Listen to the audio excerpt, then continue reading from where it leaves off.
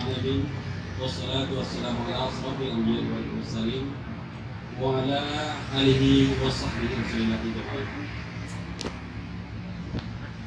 Yang dihormati Bapak-bapak, Ibu-ibu, khususnya para sesepuh dan tua Sile. Dalam kesempatan kali ini kami sebagai undangan untuk mengisi acara Maestro Sal Sile telah membahas berbagai hal tentang Sile Minang. Intinya saat ini di mana Sile Minang berkembang dengan berbagai aliran.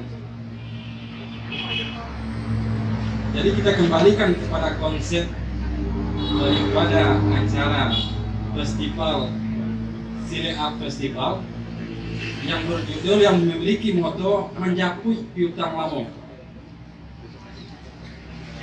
Kalau dilihat dari konteks bahasa menjapui piutang lamo, sebenarnya ada sesuatu pesan yang sangat besar yang harus kita gali, yang harus kita singkat, kita angkat ke permukaan. Ada sesuatu hal yang lebih dalam, yang lebih bernilai, yaitu nilai itu sendiri. Kemudian dalam acara Maestro Sal Sile ini juga mengangkat tema Pituah Nantuwo. Sebenarnya kalau soal pituah, mungkin para sesepuh tadi telah lengkap, telah cukup sempurna dengan apa yang beliau sampaikan.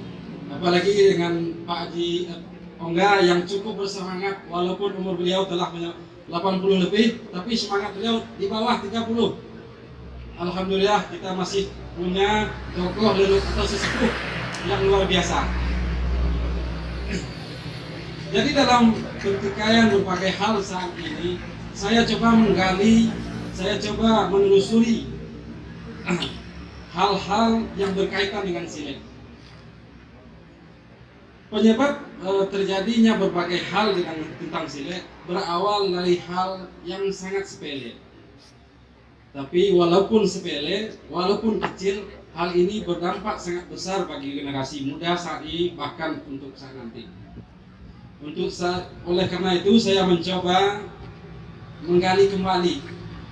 Kok pasuo bak kata pepatah, sase kita di tengah jalan, sase kita di jalan, kita kembali ke pangkal jalan.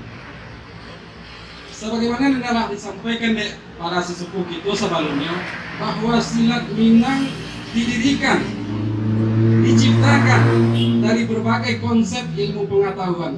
Dan untuk menggali ilmu pengetahuan itu semua kembali, Minangkabau telah meninggalkan rumus-rumus yang luar biasa, meninggalkan kode-kode yang luar biasa yang penuh dengan teka-teki dan misteri yang perlu kita pecahin kembali.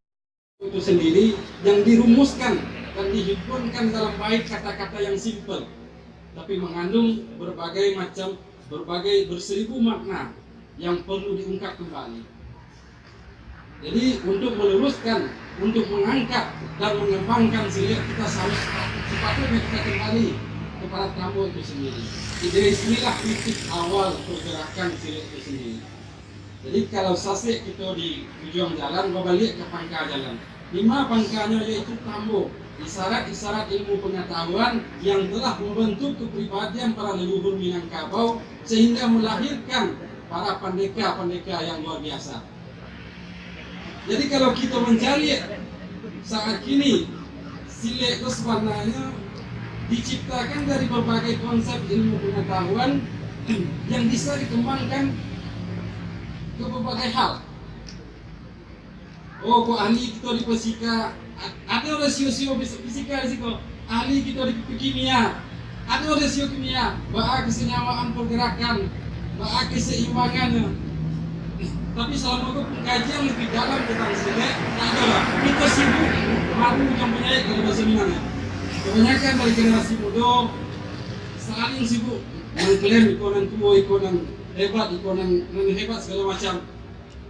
Padahal nilai yang ditinggalkan oleh Sile itu sendiri, Sile itu adalah gambaran kepribadian yang sempurna dari Minangkabau, yang lahir dari pemahaman yang sangat matang, dari pemahaman yang sangat dalam tentang konsep-konsep pemahaman filsafat alam itu sendiri. Sehingga titik awal pergerakan orang Minang itu sendiri, alam tak kembang jadi guru di balung sebelum di kambang saleba alam tak kembang jadi guru bumi jo langit keteladan. Pemahaman tentang alam kemudian disimpulkan di dalam sebuah pemahaman yang memperbaiki dan menata kepribadian yang sempurna. Kemudian kepribadian yang sempurna telah melahirkan salah satunya berbentuk Minang sebagai jati diri dan kebanggaan dari masyarakat Minang itu sendiri. Mudah-mudahan sekilas dari penyampaian ini bagi generasi muda yang punya dan ingin menggali silet lebih dalam, kita mulai menggali